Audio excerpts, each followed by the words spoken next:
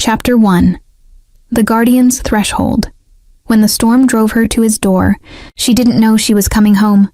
The rain came down like divine punishment, each drop a needle against Alara's skin as she stumbled through the iron gates. She shouldn't have been here, shouldn't have left the main road, shouldn't have trusted the crumbling map she'd found in that provincial library. But the alternative was worse, returning to Oxford, to the committee that had called her research obsessive fabrication, to the colleagues who whispered breakdown when they thought she couldn't hear. The castle rose before her like an accusation in stone. Thornwood Keep, her notes had called it.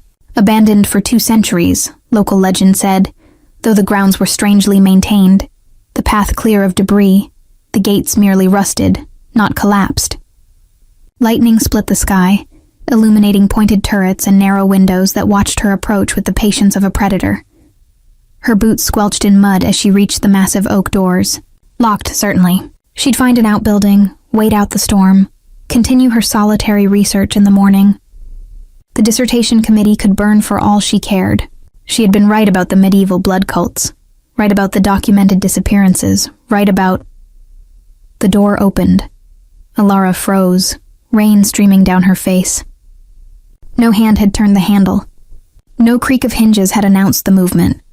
The entrance simply gaped before her, revealing a hallway lined with candelabras that bloomed with flame as she watched, one after another, as if welcoming her inside. "This is how people die in Gothic novels," she muttered, but cold and exhaustion made the decision. She stepped across the threshold. The door closed behind her with a soft click that might as well have been a coffin lid. "You're far from any marked path." The voice came from everywhere and nowhere. Smooth, cultured, touched with an accent she couldn't place. Old money, old world, just old Alara spun, water flying from her soaked coat. The hallway stretched empty before her, portraits of stern-faced nobility watching from the walls. "I'm sorry for the intrusion. The storm, I'll leave at first light. You misunderstand." A shadow detached from shadow. He stood at the far end of the hall, perfectly still in a way that human bodies never managed. Tall, dark-haired, dressed in clothes that belonged in a museum, or a period film with an extraordinary budget. "I'm not asking you to leave." Something in his phrasing made her skin prickle. Not "I'm not sending you away," not "you may stay." The distinction felt important. He moved closer, and Alara's researcher's brain cataloged details automatically. Too pale, too graceful, eyes that caught the candlelight like a cat's. When he stopped 3 paces away, she realized she couldn't hear him breathing. "You're looking for something." It wasn't a question. His gaze dropped to the leather satchel she clutched against her chest. Her research, her proof, her obsession carefully preserved in plastic sleeves. The thornwood packed. Alara's breath caught. She'd found only fragments, scattered references in monastery records and parish registries. Most historians denied it had ever existed. "How do you—" "Because I was there when it was signed." He smiled, and it was almost gentle. Almost human. 300 years ago in this very hall. Your ancestors' blood still stains the stones beneath your feet. She should run. Every instinct screamed it. But Alara had spent 5 years chasing ghosts through archives, had sacrificed her reputation and her career for a truth no one else could see, and here it stood before her, wearing a man's face and a killer's stillness. "What are you?" Her voice steadied as her mind engaged, fear transmuting into the sharp focus of discovery. "The question you should ask," he said softly, "is what you are, and why, after 3 centuries of silence, the Pact's heir has finally returned to Thornwood Keep." He extended one pale hand, palm up. "My name is Dominic Ashford. I have been waiting a very long time for you. Alara Thorne." The sound of her full name, the one she'd hidden behind her mother's maiden name at Oxford, froze her blood more thoroughly than his unnatural stillness. Thunder crashed overhead. Somewhere in the depths of the castle, something that might have been wind sounded like weeping. "The storm will last for hours," Dominic said, his hand still extended. "You'll catch your death if you leave now. Stay. Let me show you what your family forgot." Alara looked at his offered hand, at the Gothic grandeur surrounding her, at the doors that had opened without touch. She thought of her empty flat in Oxford, her revoked library privileges, the colleagues who had called her mad.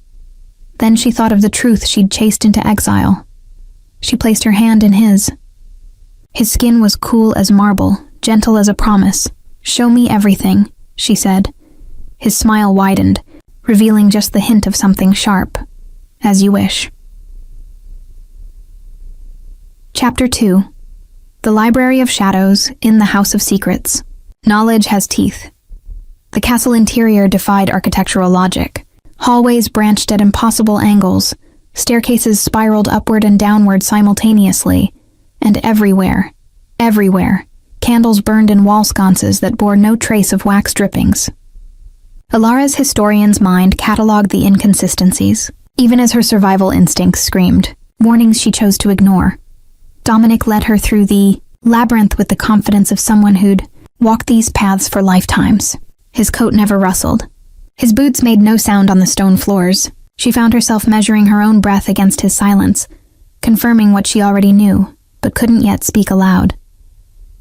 "You're shivering," he observed without turning. "This way." He ushered her into a parlor that belonged in Versailles, all gilt mirrors and crimson velvet, a fire already crackling in the hearth despite the room's obvious disuse. Dust should have coated every surface. Instead, everything gleamed as if maintained by invisible hands. "There's a bedroom prepared upstairs," Dominic said, gesturing to a door she hadn't noticed. "Dry clothes in the wardrobe, they should fit adequately." "I'll have refreshments brought." "Brought by whom?" Alara asked.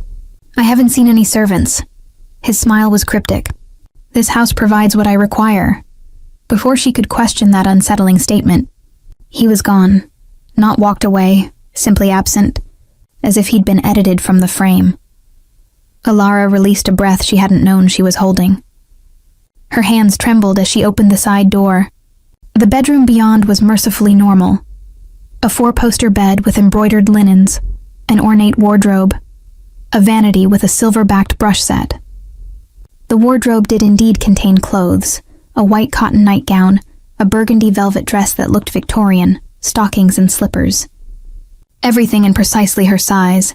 She changed quickly, her researcher's curiosity warring with mounting dread.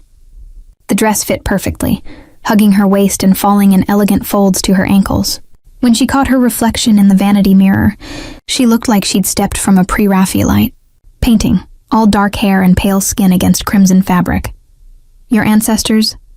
"Blood still stains the stones." She returned to the parlor to find a tea. Service laid out on a side table. Delicate china cups. A pot that steamed with some fragrant blend. Small cakes arranged on a silver platter. No one had entered. The door hadn't opened. Yet there it sat, precisely prepared. "Victorian Darjeeling." Dominic's voice came from the doorway. "I remembered you preferred it." Alara turned sharply. "We've never met, haven't we?"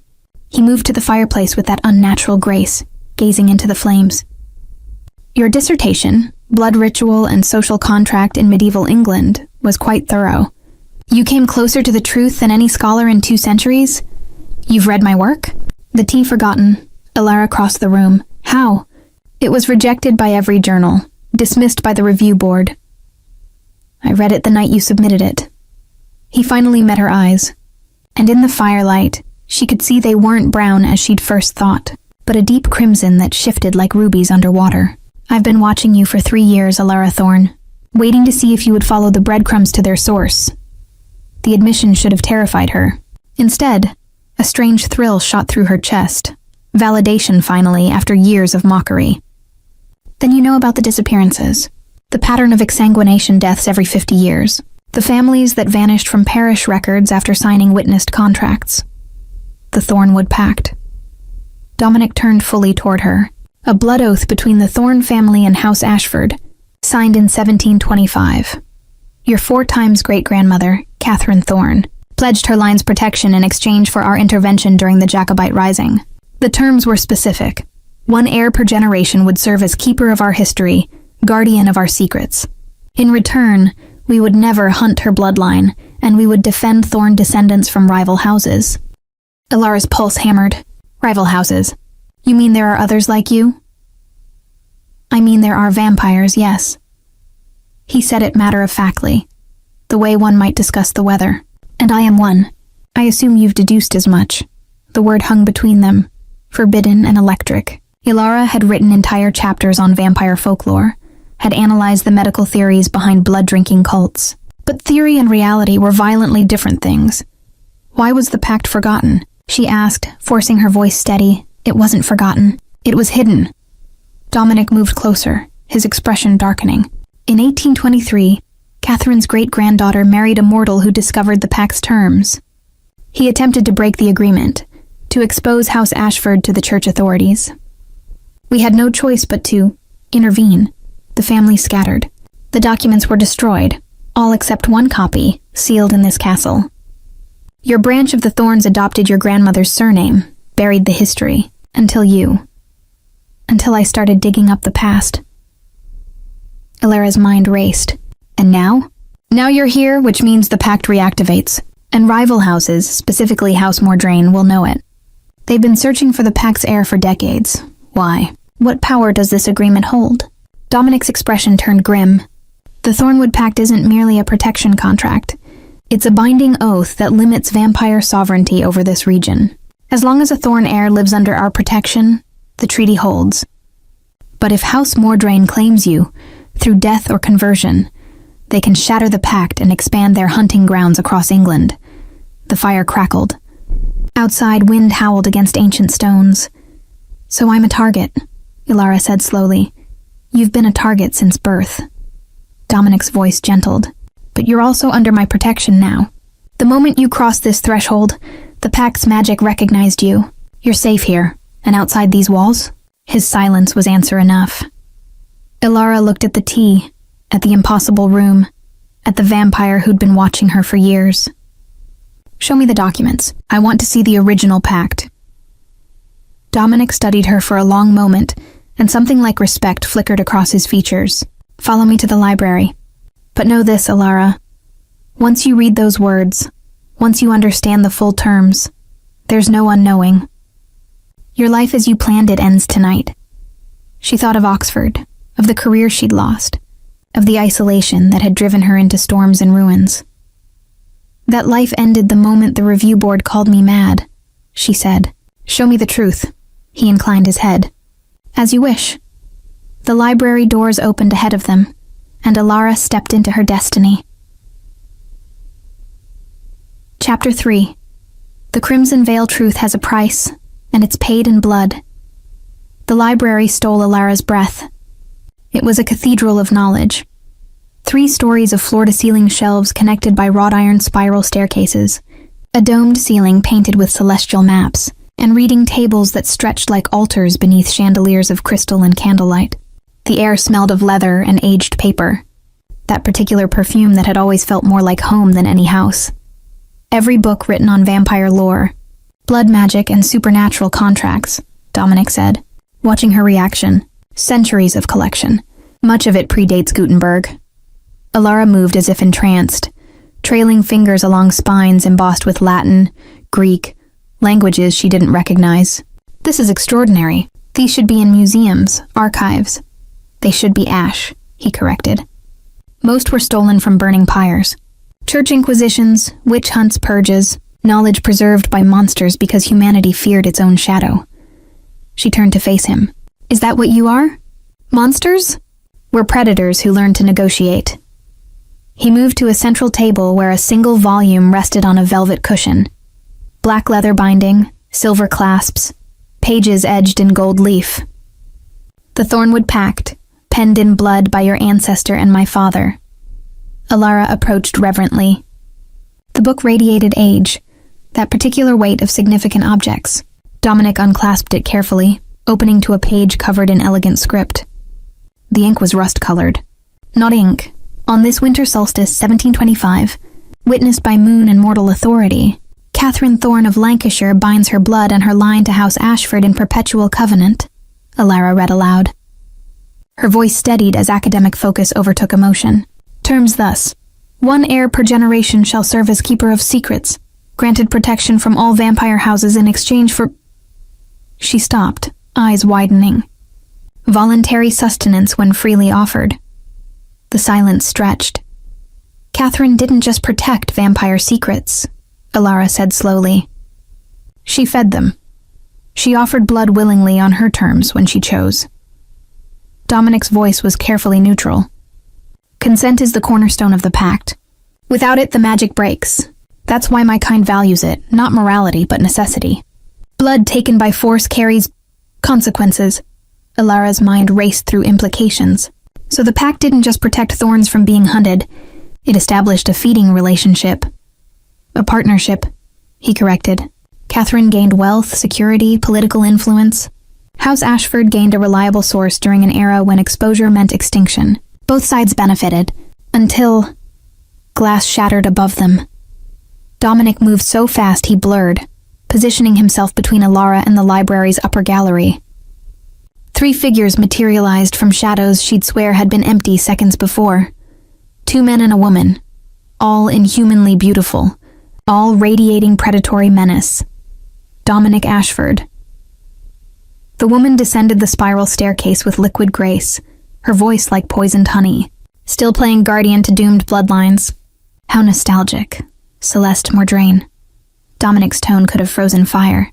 Leave. Now, she's under protection of the pact. The pact? Celeste laughed, and it sounded like breaking bones. That antiquated treaty? My house doesn't recognize agreements made before the New World existed. We certainly don't respect your little protection racket. Her companions fanned out, circling. Alara's heart hammered against her ribs. Every instinct screamed run, but Dominic stood like a stone wall before her, radiating coiled violence. The Conclave recognizes the pact, Dominic said. Touch her, and you declare war on every house that values treaty law. The Conclave is old men clinging to old ways. Celeste tilted her head, studying Alara like prey. And this little scholar, do you even understand what you carry, girl? What secrets pulse in that pretty throat? I understand you're threatening me, Alara managed, forcing strength into her voice. And that suggests you're afraid of something I might do. Celeste's smile showed too many teeth. Clever. Yes, your blood could break the pact's binding. If we turn you, your will becomes Mordraine's, and the treaty's power transfers to us. Every hunting ground Ashford controls becomes ours. England, Scotland, half of Europe. You'd shatter centuries of balance for territory. Dominic's hands had become claws, nails lengthening to points. We'd shatter it for dominion. Celeste's eyes gleamed red. The pact limits us, Ashford. Makes us weak. Transforms hunters into negotiators. But if the last thorn heir becomes one of us, she gestured elegantly. Well, the magic has no choice but to adapt. The magic will destroy you first, Dominic growled. Forced conversion violates every clause. Catherine's bloodline curse ensures Catherine's dead. Celeste moved impossibly fast. And dead women's promises mean nothing, she lunged. Dominic met her mid-strike, 2 predators colliding with inhuman force. They moved too quickly for Alara to follow, a blur of violence that crashed through reading tables and sent books flying. The male vampires advanced on her from opposite sides. Alara grabbed the first weapon she found, a silver letter opener from the table. Ridiculous against supernatural creatures, but her hands needed occupation. Stay back! Oh, she has spirit, the closer vampire purred. Mordraine will enjoy breaking. Dominic materialized behind him, moving through space like it was suggestion rather than law. His hand closed around the vampire's throat. No one touches the air, the sickening sound of tearing flesh. The vampire crumbled to ash. Alara's scream caught in her throat. One moment, a being stood there. The next, nothing but dust settling on priceless manuscripts. The second male vampire hissed and retreated. Celeste disengaged from Dominic, wiping black blood from her mouth. 3 claw marks scored her pale cheek. This isn't over, Ashford, she said. The Thorn Girl is already dead. She just doesn't know it yet. Her gaze fixed on Alara. Enjoy his protection while it lasts, little scholar. We'll be waiting the moment you step outside these walls. Then they were gone. Not through doors or windows. Simply absent, leaving only ash and broken furniture as evidence of their presence. Alara's legs gave out. She sat hard on the floor, the letter opener clattering from numb fingers. Dominic was beside her instantly, not touching but close enough that his coolness radiated against her skin. "Are you hurt?" His voice was soft, but she could hear the predator still lurking beneath. "You killed him." Her voice sounded distant to her own ears. "Just dust. He would have killed you. Or worse." Dominic's jaw tightened. "House Mordrain doesn't make idle threats, Alara. You're in genuine danger now." "Now?" Hysterical laughter bubbled up. "As opposed to 5 minutes ago when I learned vampires are real and I'm some kind of supernatural bargaining chip." He didn't smile. "As opposed to when you were merely hunted. Now you're declared prey. Every Mordrain vampire will be searching for you." Alara forced herself to breathe, to think. "Then teach me. The pact, the magic, how to defend myself. I didn't survive academic exile to die in a Gothic horror novel." Something flickered in Dominic's eyes. Surprise, perhaps. Respect. "You want to stay? After everything you've seen?" She looked at the ash on the floor, at the shattered glass glittering like diamonds, at the ancient book still open on its velvet cushion, her ancestors' blood-written promise. "I want the truth," she said. "All of it." Chapter 4. Blood and Binding, the safest cage is the one you choose. The attack came at dawn. Alara woke to the sound of windows shattering throughout the castle. Dominic's voice shouting commands in languages she didn't know. She bolted from the bedroom, his bedroom, where he'd insisted she sleep after the library confrontation, wearing only the borrowed nightgown. The hallway glowed red with pre-dawn light filtering through stained glass, and that glow illuminated 7 figures advancing through smoke that smelled of sulfur and burning sage. House Mordrain had brought reinforcements. "Get to the vault." Dominic appeared beside her, his face transformed, eyes fully crimson, fangs extended, something ancient and terrible looking out from behind his civilized veneer. "East wing, through the portrait gallery, behind the painting of the Winter Queen. Code is your birth date, go. I'm not leaving you, you are the objective." He shoved her, not roughly, but with enough force to propel her down the corridor. "If they take you, the pact dies. Run." A vampire materialized behind him. Dominic spun, caught the creature mid-lunge, and drove it into the stone wall hard enough to crack mortar. Black blood sprayed. Alara ran. The castle was a maze, but panic sharpened her memory. She'd spent hours after the library attack studying the architectural diagrams Dominic had provided. Exits, safe rooms, warding barriers. The portrait gallery stretched ahead, lit by guttering candles that cast dancing shadows. She found the Winter Queen easily, a pale woman crowned with icicles, holding a crystal orb that seemed to glow with internal light. Behind it, a door.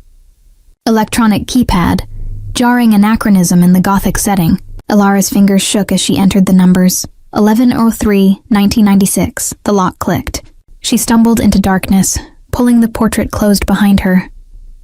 Emergency lights flickered on, revealing a modern panic room disguised as a medieval vault. Steel-reinforced walls, monitors showing security feeds, shelves stocked with supplies. On the largest screen, she watched Dominic fight 3 vampires simultaneously in the entrance hall. He moved like violence-made poetry, but he was outnumbered. One attacker raked claws across his chest, tearing through fabric and flesh. Black blood bloomed.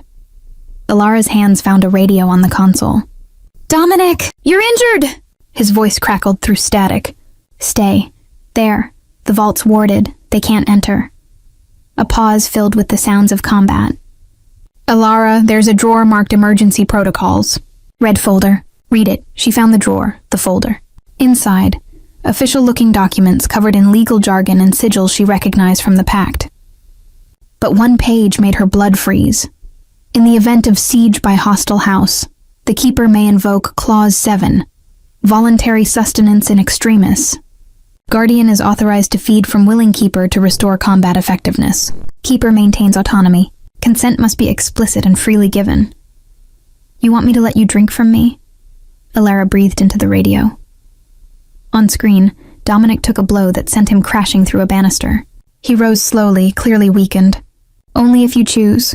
But I'm injured, outnumbered. Your blood would heal me, strengthen me enough to do it." The words left her mouth before fear could silence them.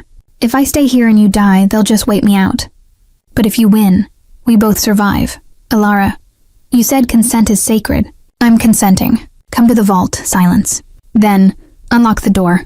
And understand, once I taste your blood, the Pact's magic will recognize our bond permanently. You'll be bound to House Ashford in ways Catherine never imagined. Her hand hovered over the keypad. On screen, 2 more vampires entered the hall. Dominic was backing toward the east wing, leaving a trail of black blood. Alara opened the door. He materialized from the shadows, moving fast but controlled. His shirt hung in tatters, revealing 4 deep claw marks across his ribs. Black blood, darker than human, viscous like oil, dripped steadily. But his eyes, when they met hers, were still cognizant. Still him. Last chance to refuse, he said hoarsely. I would never force. I know. Alara extended her wrist, grateful that her voice remained steady even as her heart tried to escape her chest. But we're partners in this pact, right? So let me help you. Something profound flickered across his features. He took her hand with extraordinary gentleness, cradling her wrist as if it were spun glass. It will hurt, he warned, but I'll make it as brief as possible. Just do it before I lose my nerve. He pressed her wrist to his lips. A kiss, almost chaste. Then his fangs pierced skin. The pain was sharp and bright, but it faded quickly into something stranger. A pulling sensation, warmth spreading up her arm, and beneath it all, an awareness of him. His relief as strength returned, his guilt at taking from her, his desperate need to protect. It wasn't telepathy, more like emotional synesthesia, feelings rendered as colors she could almost taste. Dominic pulled back after seconds that felt like hours. His wounds were already closing, flesh knitting together with supernatural speed. He sealed her wrist with his tongue, the punctures closing instantly, leaving only 2 small marks like a snake bite. Thank you, he whispered, and there was something worshipful in his tone that made her shiver. Will it always feel like that? Alara asked. Like I could feel your thoughts? The Pact's magic recognizes us now. We're bound. His thumb traced the marks on her wrist. I'll always know if you're in danger, and you'll always sense when I'm near. A crash from the monitors. The vault door shuddered. They've breached the east wing, Dominic said, rising.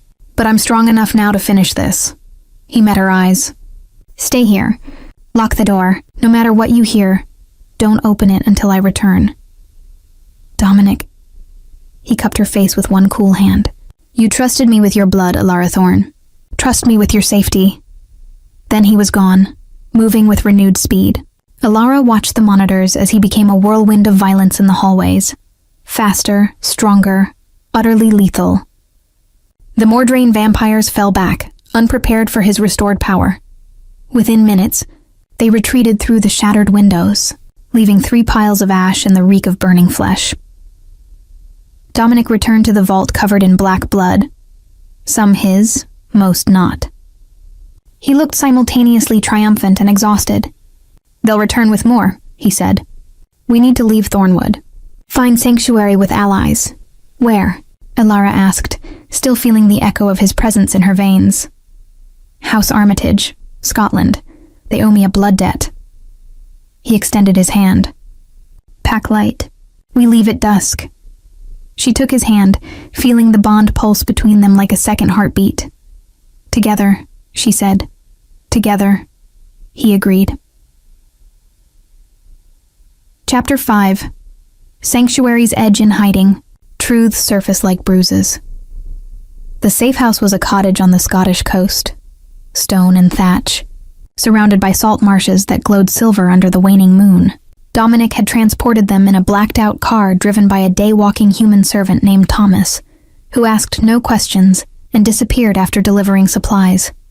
Now Alara sat by a peat fire, wrapped in wool blankets, watching Dominic pace the small space with predatory restlessness.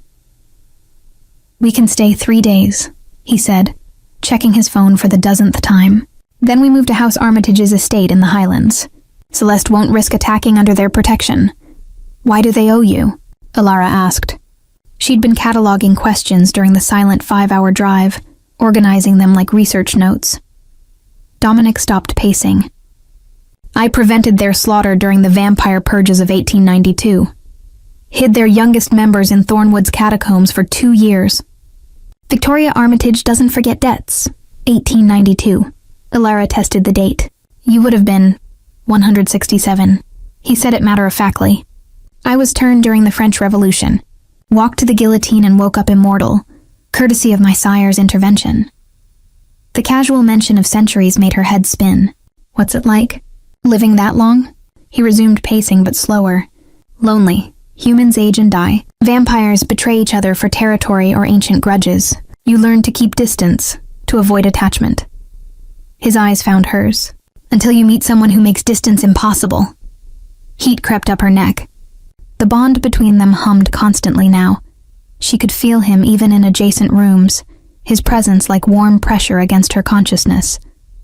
It should have been invasive. Instead, it felt like finding a missing piece. Tell me about Catherine, she said, deflecting. My ancestor. What was she like? Dominic smiled, the expression softening his angular features.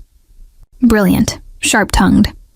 She negotiated the pact's terms herself, refused my father's first 3 offers. Demanded protection not just for herself but for 5 generations, specified exactly when and how blood could be taken. He settled into the chair opposite her. She wasn't afraid of us. That's what made the partnership work. Were you... Ilara hesitated. Were you lovers? No. Catherine loved her husband, stayed faithful until his death. But we were friends, genuine friends. She'd spend hours in Thornwood's library, teaching me about the changing world beyond our gates. When she grew old, she made me promise to watch over her descendants. His voice roughened. I failed. When her great-granddaughter's husband tried to break the pact, I acted to protect the treaty. But the family scattered and I lost track of the bloodline for decades. Until you found me, Ilara said softly. Until you found yourself. Dominic leaned forward, firelight casting shadows across his face. Your dissertation was extraordinary, Ilara. You pieced together fragments that historians had dismissed for centuries. You saw patterns in parish records, analyzed blood cult rituals with academic rigor. You walked right up to the truth and refused to look away, even when it cost you everything. It cost me a career, she corrected bitterly. Credibility, respect. It cost you their world. His intensity pinned her. But you gained this one. Questions for you now. Do you regret crossing Thornwood's threshold? Knowing what you know? Ilara considered lying, offering the expected response. But the bond made deception feel wrong. No, I regret the fear, the violence, but not the truth. Never the truth, even though the truth includes monsters, especially because it includes you.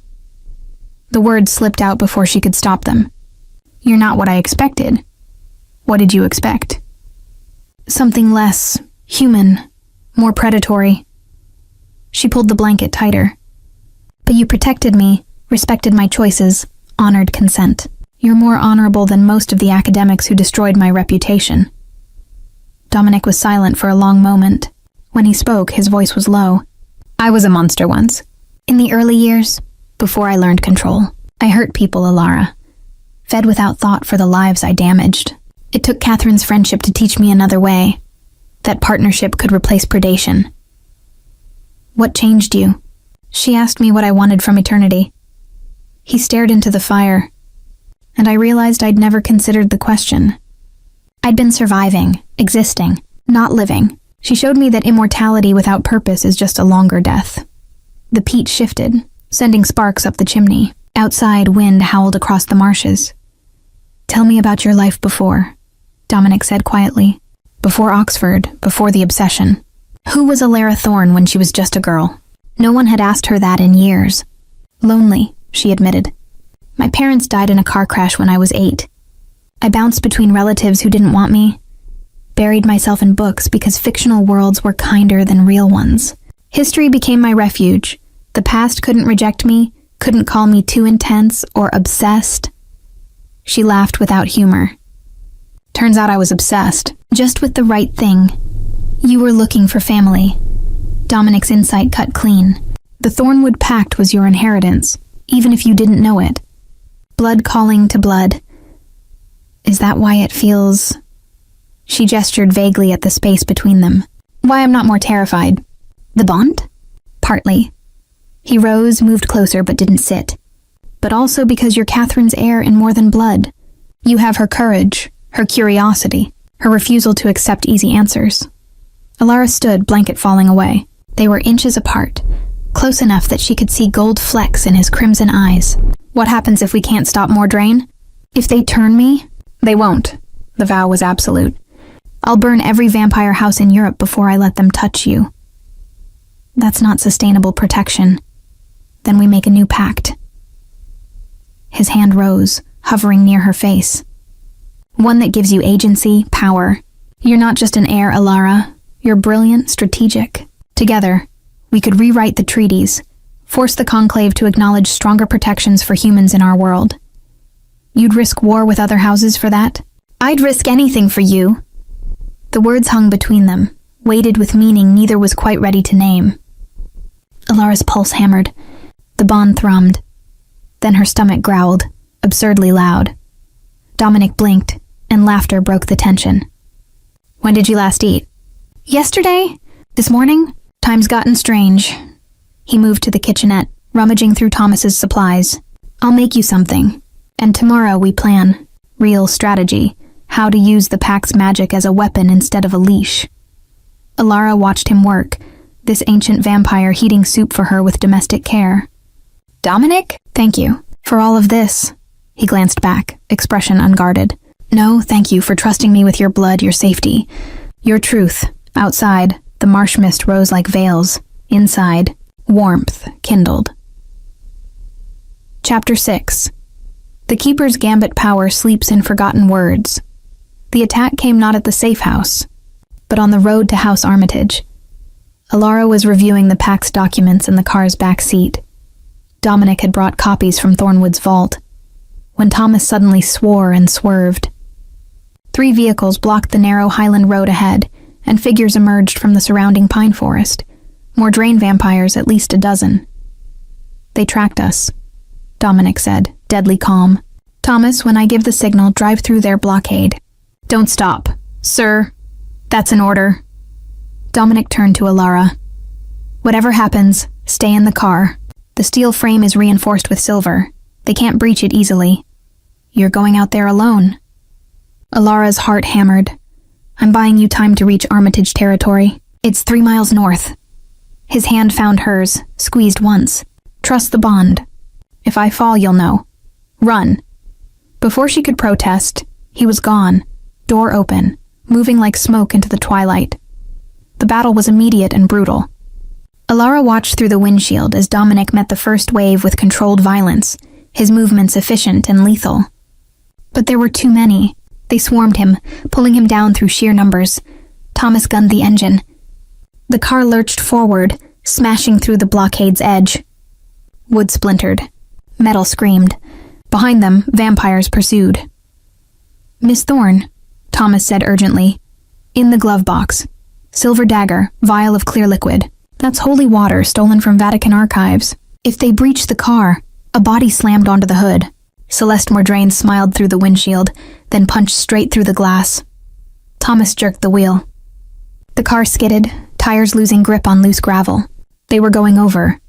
Alara felt the sickening tilt as the vehicle left the road, gravity becoming negotiable.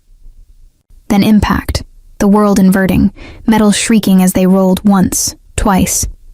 Silence. Smoke, blood in her mouth. Alara hung upside down in her seatbelt, head ringing. Thomas was unconscious, breathing but bleeding from a scalp wound. Through the shattered windows, she saw Celeste approaching with 4 others, unhurried. Predators who knew their prey was cornered. Come out, little scholar, Celeste sang. We'll make this quick. Turn you, bind you to Mordraine, break the pact. Easy. Alara's hand found the glove box, fingers closing around cold metal and glass. The dagger felt too light to matter. The holy water was barely a vial. Think, you're a researcher. Information is power. Her eyes fell on the pact documents scattered across the car's ceiling-turned floor. Pages had torn loose in the crash, revealing sections she'd only skimmed before. One passage caught her eye. Clause 12. The keeper, when acting in defense of the pact's integrity, may invoke the binding words to compel any vampire who has shed keeper blood to cease hostility. The words are, by blood spilled, by Catherine's oath, by the winter solstice witness, I bind you to stillness until sunset breaks. Alara's mind raced. Dominic had drunk from her. She'd shed blood willingly. But the clause said any vampire. Did that include... Celeste ripped the door off its hinges. No more delays. By blood spilled, Alara shouted, clutching the document. By Catherine's oath, by the winter solstice witness. Celeste froze mid-lunge, her face contorting with rage and shock. Around her, the other Mordrain vampires jerked to sudden stillness, as if invisible chains had snapped tight. I bind you to stillness until sunset breaks, Alara finished. The silence was absolute. Celeste stood like a statue, fury blazing in her eyes but her body completely immobile. The other vampires were equally frozen, caught mid-step or mid-reach. Alara scrambled from the wreckage, dagger in hand, careful not to touch the paralyzed vampires. The holy water she tucked into her jacket. Thomas groaned but didn't wake. Through the bond, she felt Dominic, injured, fighting, but alive. She pulled on that connection. I'm okay. I stopped them. Coming to you. His response was wordless relief mixed with astonishment. She found him a quarter-mile back, surrounded by ash piles and wounded but standing. 3 Mordrain vampires remained active, the ones who hadn't pursued the car. When they saw her approaching, they hissed. The Keeper has invoked binding magic, Alara announced, voice steadier than she felt. Your fellows are frozen until dawn. Leave now or face the same. The vampires looked at each other, then at Dominic, who watched Alara with something like awe. One by one, they retreated into the forest. When they were alone, Dominic crossed to her in 3 strides. How did you... Clause 12. She showed him the document. Apparently I can bind any vampire who's tasted keeper blood, which currently means you and, technically, me. But I didn't know if the magic would work on Mordrain vampires who've shed my blood through violence. She gestured back toward the crash site. Turns out intent doesn't matter. Blood is blood. You found a loophole in a 300-year-old magical contract, Dominic said slowly, while hanging upside down in a crashed car with hostile vampires attacking, and weaponized it on the spot. I'm a researcher, Alara said. Loopholes are my specialty. He laughed, genuine, delighted laughter that transformed his face. Then he pulled her close, and she felt his relief and pride through the bond like sunlight. You're extraordinary. I'm terrified and running on adrenaline, she corrected, but she didn't pull away. His coolness against her warmth felt right, balanced, that too. His hand cupped her face. But extraordinary first. You saved us, Alara. That binding won't hold past dawn, but it's enough. We can reach Armitage territory before they recover. What about Thomas? I'll carry him. But you... His thumb traced her cheekbone. You walk as my equal now. Not protected, not hidden. Partner. The word settled between them like a vow. Partners, she agreed. They retrieved Thomas, abandoned the ruined car, and walked the remaining miles through pine forests that smelled of sap and coming winter. Behind them, frozen vampires waited for dawn's release. Ahead, sanctuary. And between them, a bond that grew stronger with every step. When House Armitage's gates finally appeared through morning mist, Alara let herself believe they might actually survive this. Together. Chapter 7. The path between worlds trust is the bridge. Desire is the crossing House Armitage was everything Thornwood Keep was not. Modern, fortified, and full of vampires who viewed humans with the dispassionate interest of lions observing gazelles. Victoria Armitage herself, a striking woman with silver-white hair and eyes like black opals, greeted them in a parlor that mixed Louis XVI's furniture with surveillance monitors. Dominic. Ashford. Her voice was silk over steel. You invoke blood debt for a human girl? For the Keeper of Thornwood, he corrected. And for my partner. Victoria's eyebrows rose fractionally. She studied Alara with unsettling intensity. Show me the marks. Alara extended her wrist, displaying the twin punctures from when she'd offered blood in the vault. Victoria leaned close, inhaled. Fresh bond. Less than a week. And yet she invoked Clause 12 binding magic on Mordrain vampires? Her laugh was sharp. Either she's extraordinarily lucky, or Catherine's line bred true. Perhaps both. She's brilliant, Dominic said simply, and Mordrain wants her turned or dead to shatter the pact. So you bring a war to my doorstep. But Victoria's tone was more amused than angry. Fine, Dad acknowledged. You have sanctuary for 1 week while we negotiate with the Conclave. After that, you leave or you fight Mordrain yourself. Those are my terms. Accepted, Dominic said. Victoria's gaze returned to Alara. You, girl, walk with me, alone.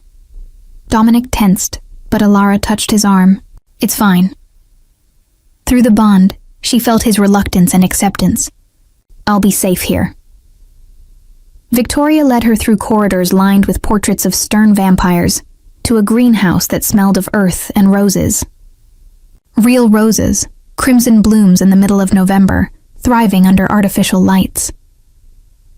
Dominic loves you, Victoria said without preamble. Do you know that? Alara's breath caught. We barely know each other. He's known you for 3 years. Watched you work, read your research, saw your isolation and brilliance. Victoria deadheaded a fading bloom with precise fingers. Vampires don't form attachments lightly, girl. When we love, it's absolute. Consuming. Dangerous. He hasn't said, because he's terrified you'll choose mortality over him.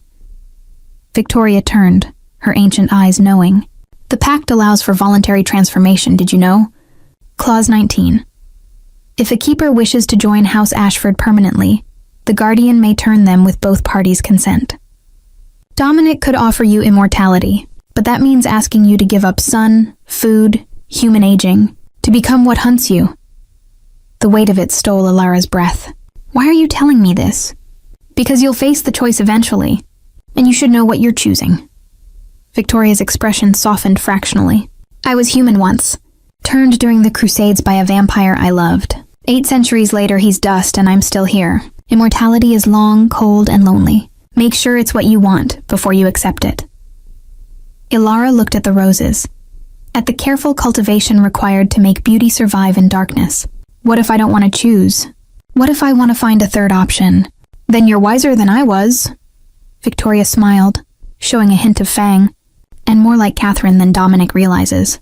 She rewrote the rules too, made vampires negotiate when they'd only known domination. She placed a single crimson rose in Alara's hand. Go, he's fretting. The bond makes separation uncomfortable for new pairs. Victoria was right. Alara felt Dominic's awareness spike as she left the greenhouse, drawn like a compass needle. She found him in the library. Of course, the library, surrounded by ancient texts and looking tense. What did she say? He asked immediately. That you watch me work. Alara set the rose on the table between them. For 3 years, apparently. Guilt flickered across his features. I should have told you. But how do you explain to someone that a vampire has been monitoring their research, waiting to see if they'd discover their own heritage? You could have approached me, explained. And said what? Hello, brilliant scholar who's being mocked by her peers. You're right about everything. Also, I'm a 300-year-old vampire bound to protect your bloodline. You would have thought me mad, fair point. Alara traced the rose's stem. Victoria said you could turn me. If I wanted. Clause 19. The silence was sharp enough to cut. Dominic's expression shuddered. Is that what you want? I don't know, she said honestly. Right now I want to survive. To stop Mordrain, protect the pact. But eventually, she met his eyes. Would you want me to? Become like you? That's not my choice to make. But if it were? He moved closer, the space between them electric. If it were my choice, I'd be selfish. I'd turn you tonight, bind you to me forever, never risk losing you to time or violence. But that would make me no better than Mordrain, taking your humanity without thought for what you want, what you'd sacrifice. His voice roughened. So no, I won't ask. You'll offer, or you won't. And I'll accept your choice either way. What if my choice is you? The words escaped before caution could stop them. Not immortality, not the pact. Just You. His hand rose, fingers threading through her hair. Then you're a fool. I'm a monster, Alara. I've killed, fed on humans, existed for centuries as a predator. You deserve better than... She kissed him. It was impulsive, clumsy, and everything she'd never allowed herself in a life ruled by academic discipline.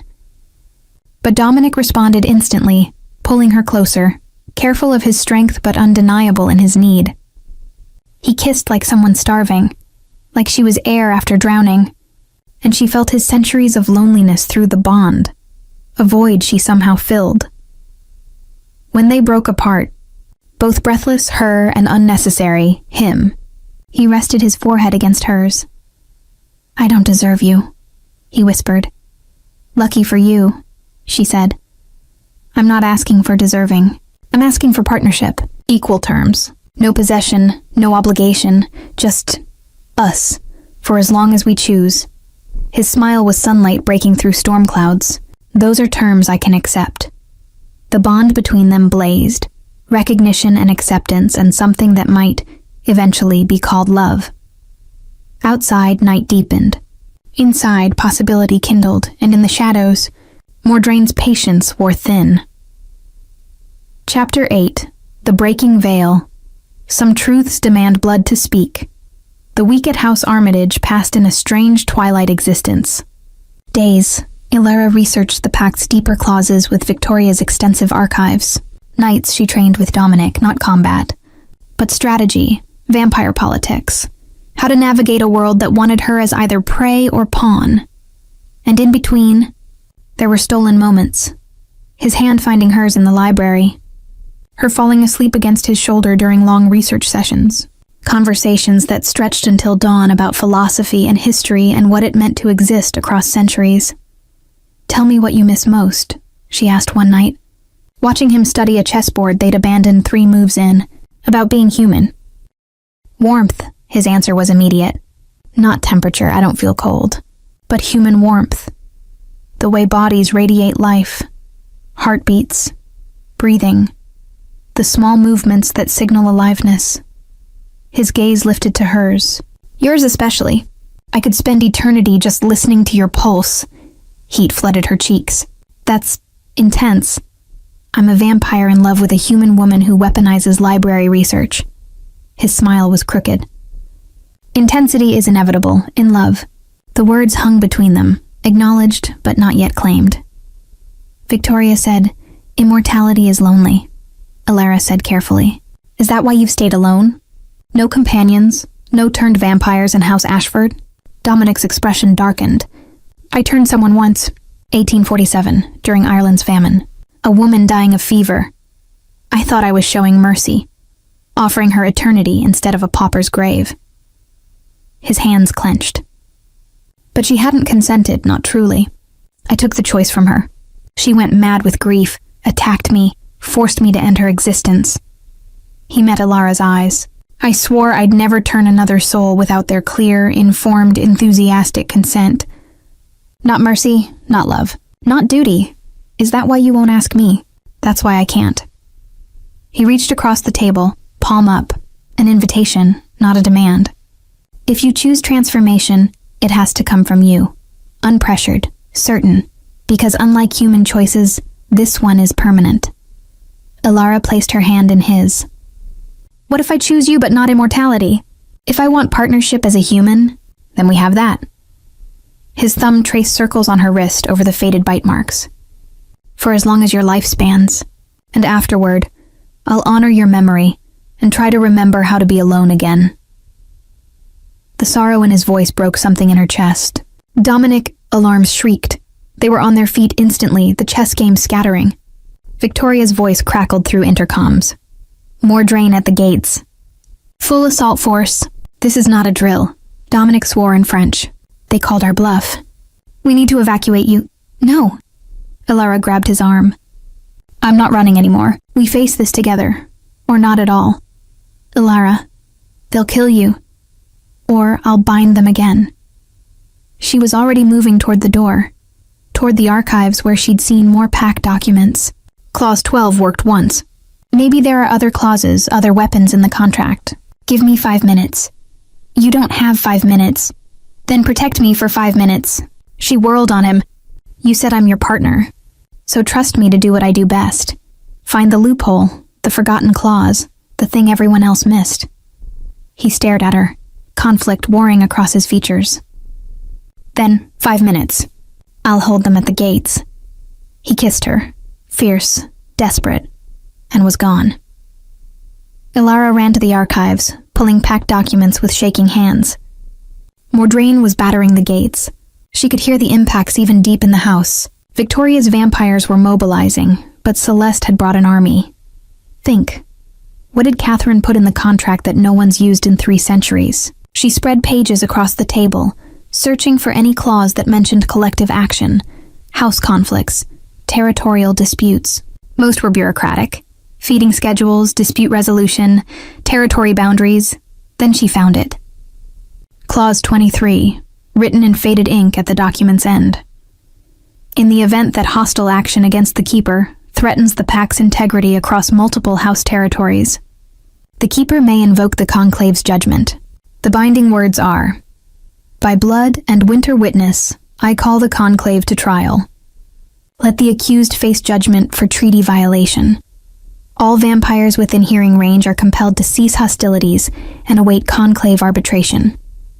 Ilara's heart hammered. The Conclave, the governing body of vampire houses, hadn't been invoked in decades according to Victoria's texts. But if Mordraine was attacking under House Armitage's protection, they were violating treaty law. She could call them to trial, force a ceasefire. But it meant putting herself before the Conclave, essentially vampire court, and trusting ancient monsters to uphold their own laws. Outside, something exploded. The building shook. Ilara grabbed the document and ran. She found chaos in the entrance hall. Vampires fighting in blurs of motion, furniture shattered, Victoria bleeding black blood from a dozen wounds while holding off 3 Mordraine attackers.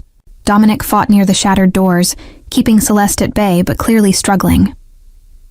Ilara climbed onto the grand staircase, raising her voice above the carnage. "By blood and winter witness, I call the Conclave to trial." Every vampire froze. The compulsion was immediate and absolute. Even mid-strike, they stopped, turning toward her with expressions ranging from shock to rage. "Let the accused face judgment for treaty violation." Ilara finished, her voice ringing through the hall. "House Mordraine, you attacked the Keeper under protected sanctuary. You violated territorial law, treaty accord, and Conclave authority. I demand trial." Celeste's face contorted with fury. "You little—" "The Keeper has invoked ancient law," Victoria said, breathing hard but satisfied. "The Conclave must convene. Until they do, all hostilities cease by treaty magic's command." One by one, the Mordraine vampires lowered their weapons. The compulsion was too strong to resist. Celeste's eyes found Ilara's, promising death. "You've won nothing but delay. The Conclave will rule in our favor, and when they do, I'll personally tear out your throat. Then I'll see you at trial," Ilara said, surprised by her own steadiness. Dominic appeared at her side, blood-splattered but whole. Through the bond, she felt his pride and terror intermingled. That was either brilliant or suicidal. "Both," she admitted, legs suddenly shaking. "Definitely both." He caught her as her knees buckled, holding her steady. "You just did what no Keeper has done in 2 centuries. Forced the Conclave's hand? Will it work?" She looked up at him. "Will they uphold the law?" "I don't know," he said honestly. "But you've given us a chance. And you've proven that the Pact's power belongs to you, not them." Mordraine vampires filed out under Victoria's watchful eye, leaving destruction, but no deaths. When the last one vanished into the night, Ilara finally let herself collapse against Dominic. "I need to sleep for a week," she mumbled against his chest. "You need to prepare for the Conclave." But his arms tightened around her, protective and proud. "But sleep first. I'll watch over you." "Always watching," she murmured, exhaustion pulling her under. "Always," he agreed. And in the wreckage of House Armitage, a new truth settled. Ilara Thorne was no longer prey. She was player. Chapter 9. The Crimson Verdict Justice wears many faces. Tonight, it bleeds the conclave convened in Edinburgh, in catacombs beneath the royal mile that predated the city itself. Alara descended stone steps worn smooth by centuries of supernatural feet, Dominic at her side, and Victoria leading them through passages marked with sigils that made her eyes water if she looked directly at them. The conclave is 7 elders. Victoria had briefed her during the drive, each representing a major European house. They'll hear testimony, review evidence, and render judgment. Their word is absolute, enforced by treaty magic itself. And if they rule against me? Alara had asked. Then Mordrain wins, the pact dissolves, and you die. Victoria's bluntness was almost refreshing, but you have law on your side. And Dominic's testimony carries weight. House Ashford is old, respected. Use that. Now they entered a circular chamber lit by hundreds of candles, their smoke rising toward a vaulted ceiling painted with constellations that shifted when Alara looked away. 7 figures sat in high-backed chairs around the room's perimeter, ancient vampires whose ages radiated like heat. The eldest, a skeletal man with skin like parchment, spoke first. The Keeper of Thornwood invokes trial. His voice rasped like wind through dead leaves. State your accusation. Alara stepped forward, forcing her voice steady. House Mordrain violated sanctuary law by attacking me under House Armitage's protection. They seek to shatter the Thornwood Pact through forced conversion, which violates Clause 8's consent requirements. I demand they be held accountable for treaty breach. Murmurs rippled through the chamber. Celeste stood opposite, flanked by 2 Mordrain elders. The Keeper misrepresents, she said smoothly. We merely sought to renegotiate an outdated contract. The attack on Armitage was self-defense after Dominic Ashford ambushed our envoys. That's a lie, Dominic said coldly. Your forces sieged Thornwood Keep, attacked us on public roads, and breached Armitage territory with lethal intent. I have witnesses. As do we, Celeste countered. The Keeper used binding magic aggressively, imprisoned our members against their will. I used defensive magic, Alara interrupted, after you tried to kill me. The pact allows keepers to defend themselves. Clause 12 is clear. The skeletal elder raised a hand. Enough. We will review evidence. What followed was a surreal trial conducted in multiple languages, with testimony given by vampires Alara had never met. Victoria recounted the attack on her house. Thomas, surprisingly present and looking uncomfortable, described the road ambush. Dominic provided 3 centuries of context on the pact's importance. Then it was Alara's turn. You are young, said one conclave elder, a woman with silver eyes. 29 years. Do you truly understand what you protect? The Thornwood Pact limits our kind, restricts our hunting, forces negotiation. Some see it as inconvenient. I see it as civilization, Alara replied. The pact proves vampires can be more than predators. That consent and partnership are possible. If you dissolve it because it's inconvenient, you're saying the strong can simply take what they want. That might makes right. She met the elder's gaze. Is that what the conclave stands for? Silence. The elders exchanged glances. The girl speaks well, the skeletal elder said. But prettily worded arguments don't negate Mordrain's concerns. The pact is old. Perhaps renegotiation is warranted.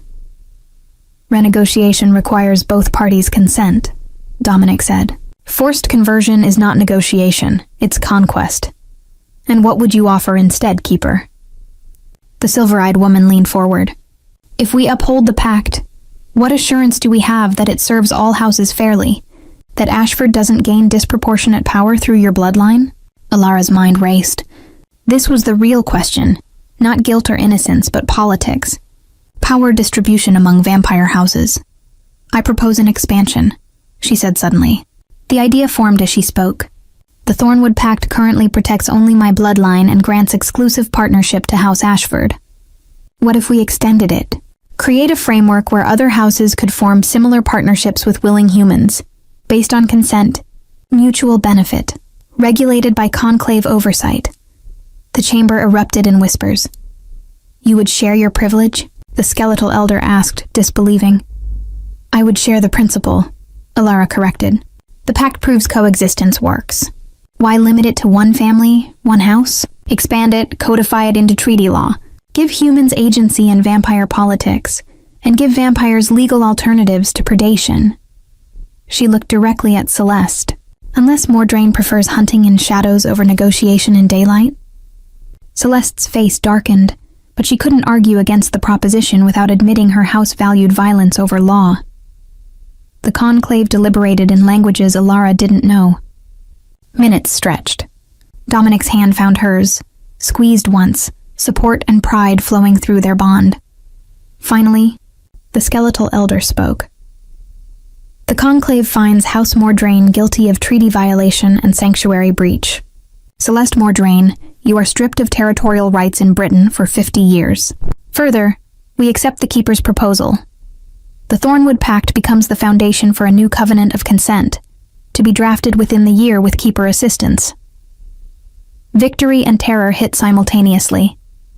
Alara had won, but she'd also committed herself to rewriting vampire law with predators who could crush her without effort. Celeste's rage was palpable. This isn't over, Ashford. Neither you nor your precious Keeper will survive long enough to implement these pretty reforms. Was that a threat? Victoria asked mildly. Before the conclave? Celeste's jaw clenched. Without another word, she turned and stalked from the chamber, her followers trailing. When they were gone, Dominic pulled Alara close. You just changed vampire politics for the first time in 2 centuries, he murmured. Do you understand what you've done? Probably signed my death warrant, she said, suddenly exhausted. But at least it's for something that matters. It matters, he agreed. And I'll protect you while you build it, however long it takes. The conclave dismissed them. As they ascended toward Edinburgh's night streets, Alara felt the weight of her new role settling. Not just Keeper, but architect of a new order. Above them, stars wheeled through cold sky. Below, in darkness, possibility stirred. Chapter 10. The veil lifted. Some eternities are chosen. Some are claimed. 6 months later, Alara stood in Thornwood Keep's restored library, watching sunset paint the windows gold and crimson. The castle had become headquarters for the Covenant of Consent, a neutral ground where vampires and their human partners negotiated terms that would reshape supernatural politics across Europe. It was exhausting, exhilarating and occasionally terrifying, but it was hers. The French delegation arrives tomorrow, Dominic said, entering with a leather portfolio. He'd become her co-architect, translating centuries of vampire law into frameworks humans could understand. Victoria's confirmed their safe passage. And Mordraine? Alara asked. Celeste had gone silent after the conclave's judgment, which made her more dangerous, not less. Quiet. Too quiet. Dominic set the portfolio down, concern flickering across his features, which is why I want to discuss something we've been avoiding. Alara turned from the window. 6 months of partnership had made her fluent in his expressions. This was his I have something important to say but fear your response face. I'm listening. He crossed to her, taking both her hands. The Covenant is working. We've established 3 new partnerships, drafted protections into treaty law, proven that consent-based relationships benefit both species. But you're still human, Alara. Still vulnerable. And Mordraine won't forgive you for this. We've been careful. Careful isn't enough. His grip tightened. I wake every morning terrified that you won't. That some Mordraine assassin will find you when I'm not watching. That I'll lose you to something as simple as human mortality. He drew a shaky breath. I'm asking, not demanding. Never demanding. But asking if you've considered Clause 19. Transformation. Joining me in immortality. The question she'd known was coming since that first kiss at House Armitage. I have, Alara said quietly. I've thought about it constantly. The pros, staying with you, having time to complete the covenant, becoming harder to kill. The cons, losing sunlight, food, the experience of human aging, becoming predator instead of prey. And, his voice was barely a whisper, and I want to say yes. She watched relief and joy flood his expression, but on my terms, not because I'm afraid of dying, or because you're afraid of losing me, because I choose this, you, immortality, the work we're building, as an equal partner, always equal, he agreed fervently. I would never... I know. She cupped his face. That's why I'm saying yes. Because you've never tried to control me, never pushed, never treated me as anything less than partner. You make immortality look like freedom instead of a cage. His smile was incandescent. When? Tonight. The decision settled in her bones, certain and clear. Under the winter moon like Catherine did. Full circle. Are you sure? Even now he checked. This is permanent, Alara. No going back. I'm sure. She kissed him softly. Turn me, Dominic Ashford. Make me your eternal partner. They prepared in the castle's highest tower, where windows framed the moon's silver light. Dominic had explained the process with clinical precision. His venom would stop her heart, rewrite her cells, transform death into transformation. It would hurt. She would die in every way that mattered before waking to immortality. Last chance, he said as midnight approached. They stood facing each other, his hands gentle on her shoulders. I can stop. We can wait. No more waiting. Alara's voice was steady. I trust you, and I choose this. He kissed her then, tender and reverent, tasting of centuries and promise. When he pulled back, his eyes had gone fully crimson. I love you, he said. I should have said it sooner, but... I love you too, she interrupted. Now less talking, more immortality. His laugh was soft. He guided her to sit, then knelt beside her. It will be quick. When you wake, I'll be here. You'd better be. She offered her throat, heart hammering one last mortal rhythm. See you on the other side. His fangs pierced clean and sure. The pain was bright and brief, followed by cold spreading like ink through water. Alara felt her heart beat slow. 3 beats, 2, 1, then silence. Darkness rose like a tide, and in that darkness she wasn't afraid. She woke to everything, every sound amplified, wind through stones, mice in the walls, Dominic's unnecessary breathing beside her. Every scent separated into components, old paper, candle wax, his particular coldness. Her vision sharpened until she could count individual dust motes in moonlight. Easy, Dominic said, steadying her as she sat up too fast. Your senses need adjustment. Everything's overwhelming at first. Alara looked at her hands, paler now, but still hers. Still her, just more. I feel incredible. You look incredible. His smile was proud and relieved. How do you feel? Thirsty? Disoriented? Hungry? She admitted. The word didn't quite cover the ache in her jaw, the way her newly formed fangs pressed against her gums, but in control. Is that normal? Catherine's bloodline. Dominic offered his wrist. Strong-willed even in transformation. Here, first feeding should be from your sire. It's tradition. Alara took his wrist carefully, finding the instinct already present. Where to bite, how much pressure, when to stop. His blood tasted like winter nights and ancient vows, and through their bond, she felt his satisfaction at completing this final binding. When she pulled back, the marks healed instantly. We're really partners now, she said. Equals in every way. We always were, Dominic corrected. But now we have eternity to prove it. Epilogue. The Forgotten Pact. Remembered 1 year after Alara's transformation, Thornwood Keep hosted the first Covenant Summit. 30 vampire houses attended with their human partners, scholars, strategists, artists, all who'd chosen to bridge the veil between mortal and immortal. Alara stood before the assembly in the restored Great Hall, wearing crimson velvet that echoed her ancestor's portrait. Dominic stood at her side, not behind or before, equal placement. The Thornwood Pact began as one family's protection, Alara said, her voice carrying easily to every corner. It became a template for coexistence, proof that vampires and humans can be partners rather than predator and prey. Today, we formalize that template into lasting law, the Covenant of Consent. Applause rippled through the hall, vampires and humans together. Later, after the delegates departed and the castle quieted, Alara and Dominic walked the moonlit grounds. The winter garden bloomed impossibly with crimson roses, Victoria's gift, enchanted to grow year-round. Do you miss it? Dominic asked. Sunlight, human food, mortality? Sometimes, Alara admitted. But I don't regret choosing this. Choosing you. She leaned into his side. We're building something that matters. Something that will outlast both our original lifetimes. Catherine would be proud, he said softly.